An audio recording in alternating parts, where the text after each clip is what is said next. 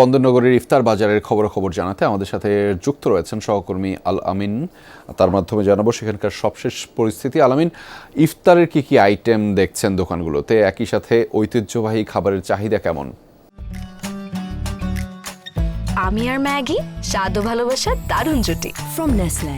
রেজা, চট্টগ্রামের মানুষ ভোজন রসিক, তাই ইফতারে তাদের খাবারে একটু ভিন্ন খাবার, মুখরোচক খাবারগুলো চায়। তাই আমরা আজকে একটি হোটেল রেস্তোরাঁতে রয়েছি। সেটাতে আমরা দেখতে পাচ্ছি যে বিভিন্ন ধরনের খাবার অর্থাৎ ইফতারের জন্য তারা সাজিয়ে রেখেছেন। আমরা দেখতে পাচ্ছি jali kebab, samucha, chicken shashlik, crispy fried chicken, chicken cutlet, chicken lollipop, এই ধরনের বিভিন্ন ধরনের খাবার কিন্তু আমরা মুখরোচক খাবার দেখছি এখানে তৈরি করে রাখা হয়েছে।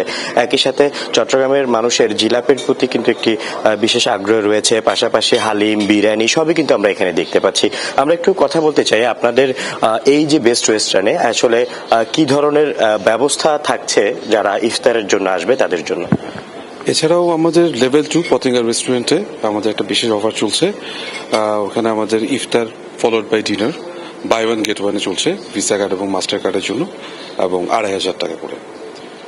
আমরা শুনছিলাম ইফতারের জন্য যে বিশেষ তাদের যে অফারটি ছিল সেটাও তারা বললেন, কারা কত টাকায় এখানে খেতে পারবেন সেই তথ্যটি তিনি দিচ্ছিলেন।